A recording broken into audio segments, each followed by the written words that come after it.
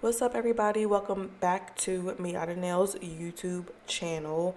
As you can see, today's video is a new client, a different client of mine. I actually purchased her about a week and a half ago because I want to do like more creative sets, and sometimes my nails are just not always long enough to do so.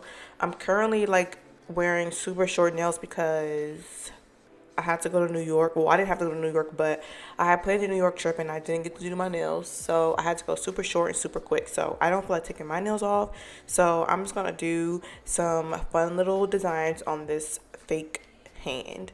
Um, this video is going to be about my updated acrylic process. I haven't posted just an acrylic video in a very long time, so I figured this would be a perfect opportunity to do so. So I have already prepped my hand. It doesn't come with the tips on. It doesn't come with like the little nail beds. You have to put the nail beds and the tips on the nail. I just didn't record that part, but if you guys want to see it, I will record next time and start from the beginning. But yeah, I'm using this Valentino nude acrylic. The color is called Perfect Nude, and 9 times out of 10, if you see me with a nude base on any nails that I've done, I'm pretty sure that it's Perfect Nude by Valentino because I just really like the color. I think it's very universal, and once I find something that just works, I just continue to purchase it, continue to buy it because I feel like it just goes with pretty much everything and any design. So Valentino Beauty Pure, the color is Perfect Nude. Again, I'll put it in the description so you guys can see. And FYI, that this is not a sponsored video. I just really like using Valentino's Perfect Nude. So, um, yeah, I'm going to be doing just my acrylic, like I said. As you guys can see, my acrylic method is not like super difficult. I feel like a lot of people use like the 1B method, or they try to use the 1B method, sometimes maybe two. I pretty much use the method of I'll take how many beads I need to complete the nail. So if it's 15, if it's 30 times I gotta dip my brush in the powder, then that's just what I'm gonna do until I feel like I got the right foundation. So that is my technique. It's not super challenging. I just dip my brush in my monomer. The monomer I use is by C&D. I'll link that too if you guys want to see it.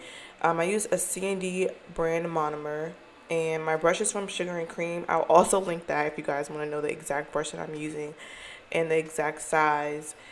But yeah, I dip my brush in my monomer and I just pick up a small to medium sized bead and I just work my way toward the cuticle by adding more and more acrylic. Um, the challenging part I feel like is when you get close to the cuticle area, like what I'm about to do now. The trick is to use a smaller bead. Like honestly, the smaller the bead, the better because it gives you um, less room for mistake.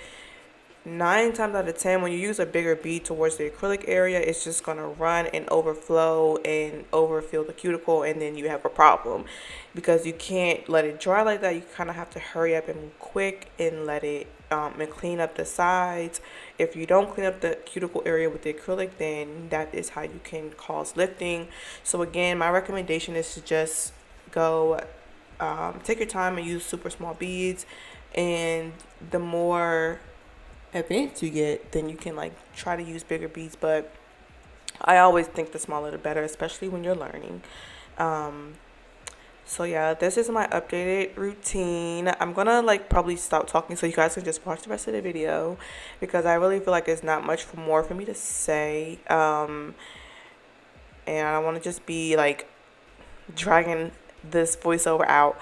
But yeah, anyway, today is Monday. So I feel like I'm a little bit blah today. It's kind of cloudy, and we're in that weird transition where the seasons are like wanting to change, but like not really, because it's looking very fall outside, but it doesn't feel very fall. It's kind of like super warm and like weird, but the sun is never out. I don't know.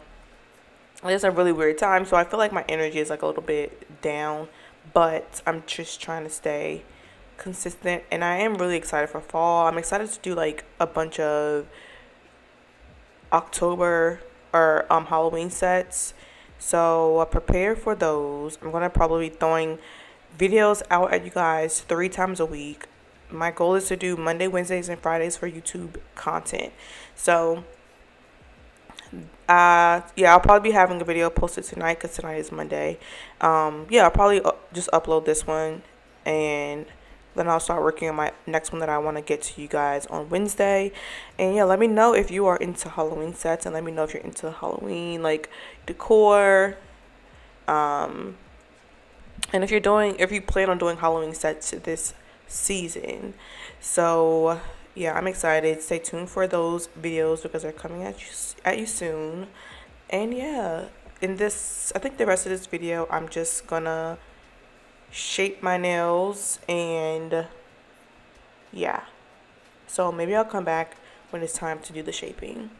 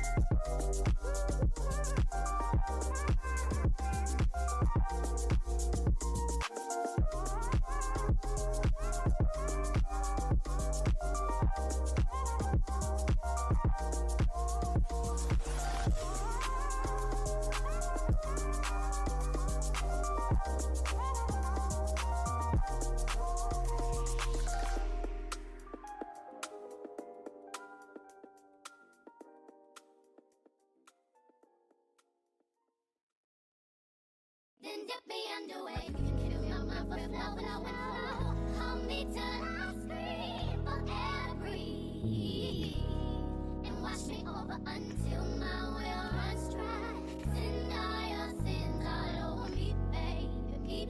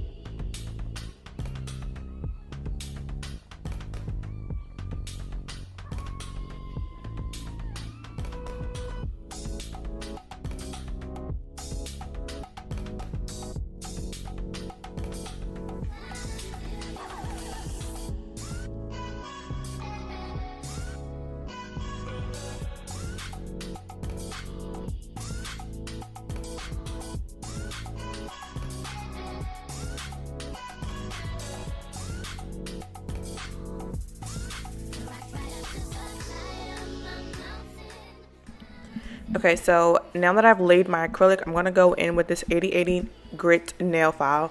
And I always use the 80/80 grit nail file. I just feel like it's super rough, so it allows me to get the squarest of the square, the sharpest of the sharpest nail ever. I used to use like a 180 or like a 100 file, but I just feel like the 80/80 just works the best for me. So the first thing I do when I do my filing is I take that file and I kind of just go over the nail surface. I just I just buff out the nail and make it as smooth as possible on the complete entire surface. And then after that, I'll go in with the size of the file and try to make it more tapered. This is how I do my tapered square. And then once I finish filing the sides, I go in with my file at a 90-degree angle at the tip and just go in an up and down motion so that I can really square off that nail. So that is pretty much how I shape. I try not to make it too complicated. I try not to make it super difficult.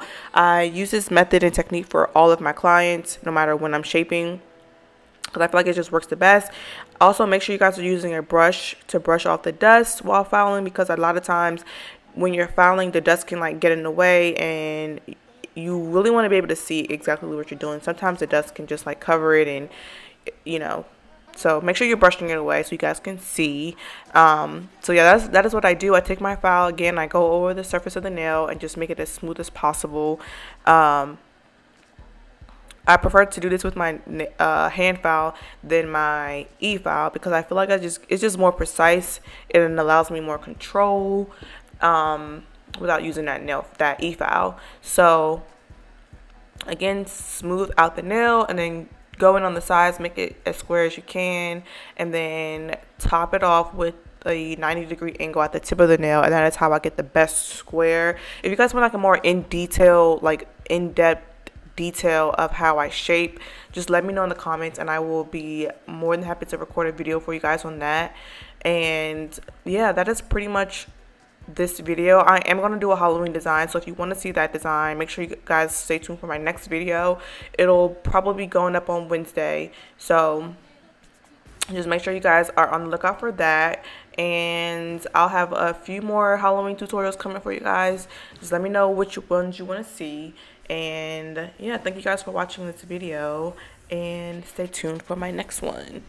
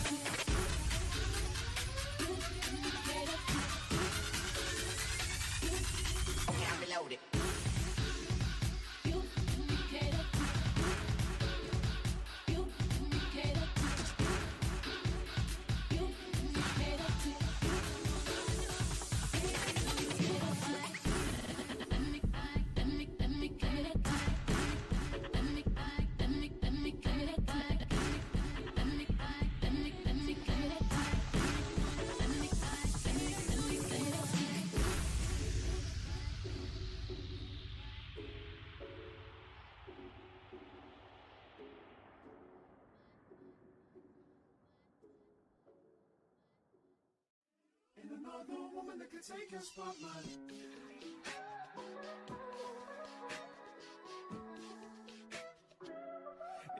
I wrote you a symphony just to say how much you mean to me. What would you do if I told you you were beautiful? Would you date me on the regular? Tell me, would you? Well, baby, I've been around the world, but I ain't seen myself another girl like you. This ring here represents my heart, but there's just one thing I need from you. Say I do, because I can see us holding hands, walking on the beach, our toes in the sand. I can see us on the countryside, sitting on the grassland side by side.